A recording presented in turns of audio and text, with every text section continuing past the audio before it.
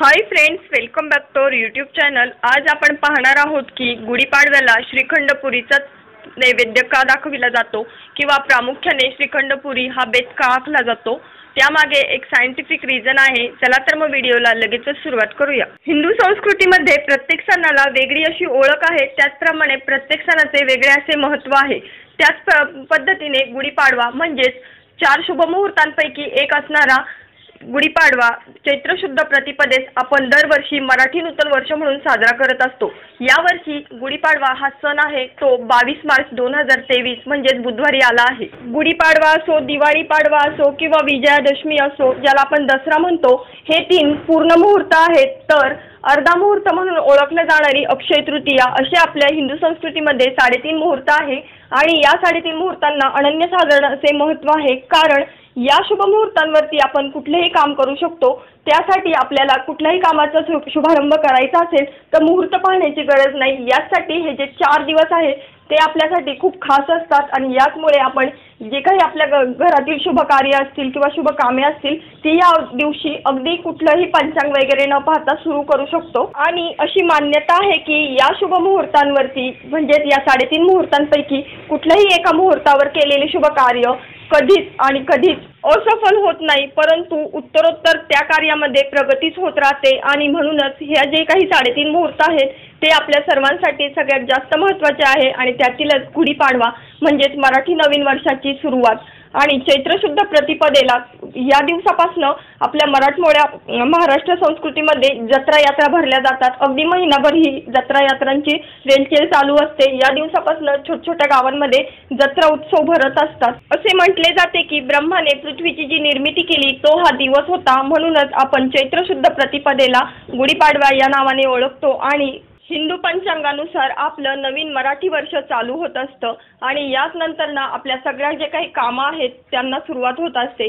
आता आपण पाहणार आहोत की गुढीपाडव्याला आपण श्रीखंडपुरीचाच नैवेद्य का दाखवत असतो किंवा काय आहे त्या मागचं रहस्य। आपल्याला माहीत असेल की ज्या वेळेस आपण होळी साजरी करतो म्हणजेच फाल्गुन पौर्णिमेच्या दिवशी, हुताशनी पौर्णिमेच्या दिवशी होळी ज्यावेळेस पेटवतो त्यानंतर वातावरणामध्ये जो काही थंडावा आहे तो कमी होत जातो आणि उष्णतेचं प्रमाण वाढत जातं। हे वाढत जाणारं उष्णतेचं प्रमाण हे खूप जास्त प्रमाणात असतं आणि त्याला आपली बॉडी कशी रिॲक्ट करते यासाठी आपण आपल्या जेवणाचा बेत ऋतुमानानुसार ठरवत असतो। आपल्याला माहीत असेल की जेव्हा उष्णता वाढलेली असते, बाहेरची उष्णता ज्यावेळेस वाढते त्यावेळेस शरीरातील देखील उष्णता वाढलेली असते आणि हीच शरीरातील उष्णता मेंटेन ठेवण्यासाठी आपण असे आपापल्या परीने प्रयत्न करत असतो आणि म्हणूनच श्रीखंड हा शरीराला थंडावा देणारा पदार्थ आहे।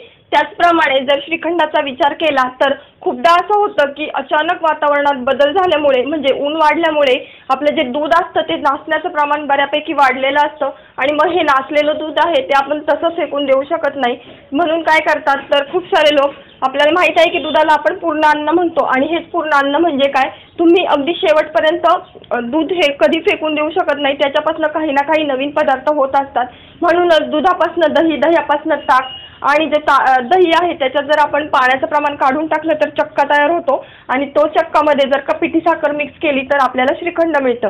म्हणजेच काय तर जरी वातावरणामध्ये बदल झाला आणि आपल्याकडे असणारं दुधाचं स्वरूप जरी बदललं तरी वाढत्या उष्णतेमुळे ते दूध आहे ते तुपामध्ये दही, तूप, ताकामध्ये कन्वर्ट होत राहतं आणि याचाच उपयोग आपण आपल्या शरीराचं तापमान मेंटेन ठेवण्यासाठी उपयोग करत असतो। आणि खूप सारे लोक उन्हाळा चालू झाला की लस्सी असेल, थंडगार ताक असेल किंवा श्रीखंड असेल हे खाणं जास्त प्रेफर करतात, कारण यामुळे आपल्या शरीरातलं जे तापमान आहे ते मेंटेन राहतं।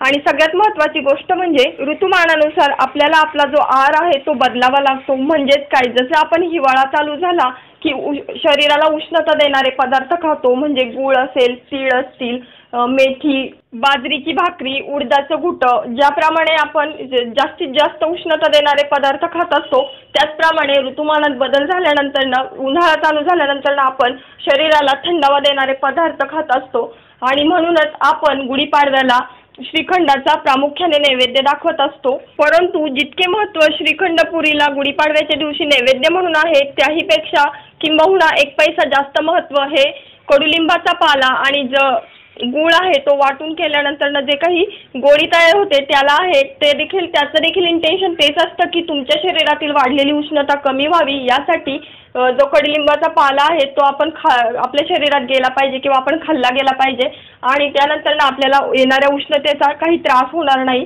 आणि कडू पाला थोडा का होईना पोटात गेल्यानंतर तोंड कडवट होतो आणि तो कडूपणा घालवण्यासाठी गुळाचा आपण वापर करत असतो. म्हणजेच काय तर कडुलिंब हे शरीरातील फक्त उष्णताच कमी करत नाही तर आपल्या शरीरातील जी काही आतमध्ये घाण साचलेली असेल ती काढण्यासाठी देखील हा एक रामबाण उपाय आहे.